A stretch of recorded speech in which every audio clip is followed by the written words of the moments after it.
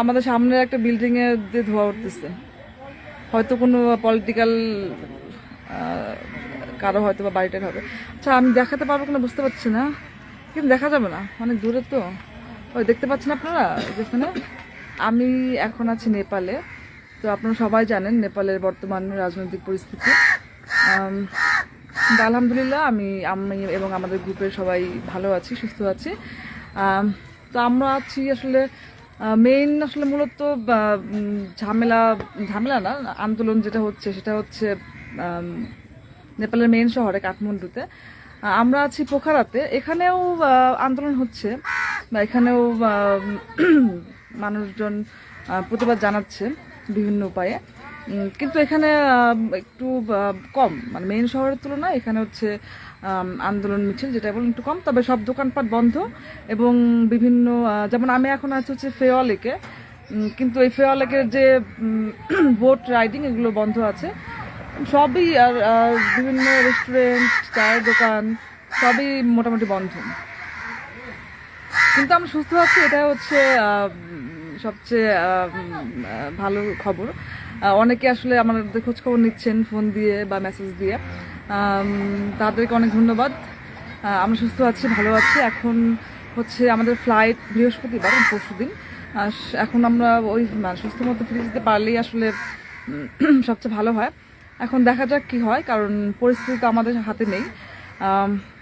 এটা হচ্ছে অবস্থা বুঝে ব্যবস্থা নিতে হবে।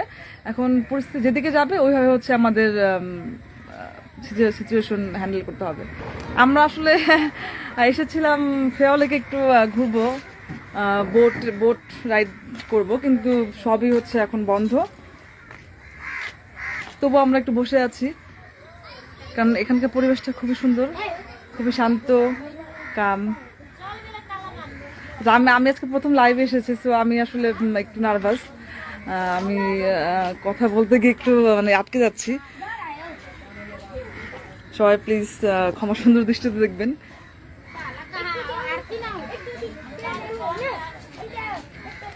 আর এখানে হচ্ছে খুব মেঘলা আবহাওয়া, যার কারণে ভিডিওর কোয়ালিটি খুব বেশি ভালো হচ্ছে না, একটু অন্ধকার অন্ধকার অন্ধকার আসতেছে।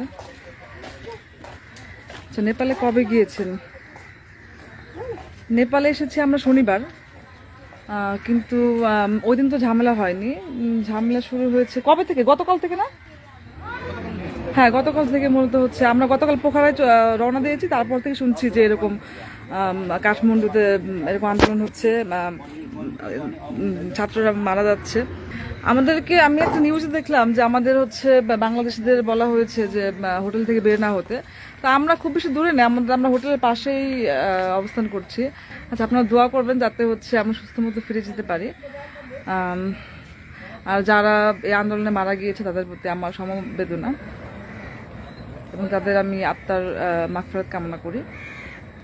এবং আসলে আমাদেরও খারাপ লাগছে যে এখানে এতগুলো মানুষ মারা গিয়েছে, আমরা এখানে ঘুরছি, কিন্তু আসলে এমন একটা টাইমে আসলে বিষয়গুলো ঘটছে, আসলে আমরা আসলে বুঝতে পারছি না কি করব।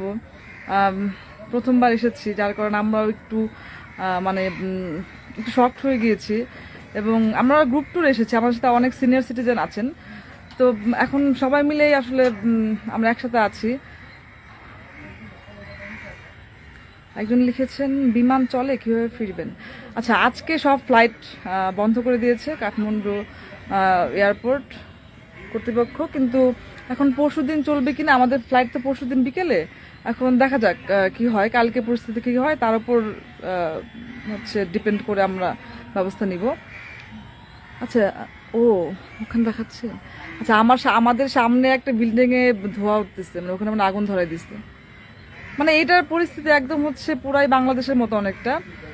কারণ হচ্ছে বাংলাদেশে যেরকম সরকার পালিয়ে যাওয়ার পর হচ্ছে সব বিভিন্ন স্থাপনাতে আগুন দিয়েছে বা ধ্বংস করেছে, ওই রকম অনেকটা পরিস্থিতি। তা আমরা পোখারাতে আছি বলে অনেকটা এর বাইরে আছি, কিন্তু তবুও এখন একটু আমাদের সামনের একটা বিল্ডিং এ দিয়ে ধোঁয়া উঠতেছে, হয়তো কোনো পলিটিক্যাল কারো হয়তো বা বাড়িটার হবে। আচ্ছা আমি দেখাতে পারবো কিনা বুঝতে পারছি না, কিন্তু দেখা যাবে না, অনেক দূরে তো। ওই দেখতে পাচ্ছেন আপনারা যেখানে। আচ্ছা আমাদের মনে হয় এখন হোটেলে ফিরে যাওয়া উচিত, তাই না? কারণ পরিস্থিতি খারাপও হতে পারে, বলা যায় না। আপনারা দোয়া করবেন আমাদের জন্য, যাতে আমরা সুস্থ মতো ফিরতে পারি। সানবিট সব দিবে সামাল। সানবিট ম্যাজিক প্রেস ডিশওয়াশিং এর মাথা ঘোরানো সলিউশন।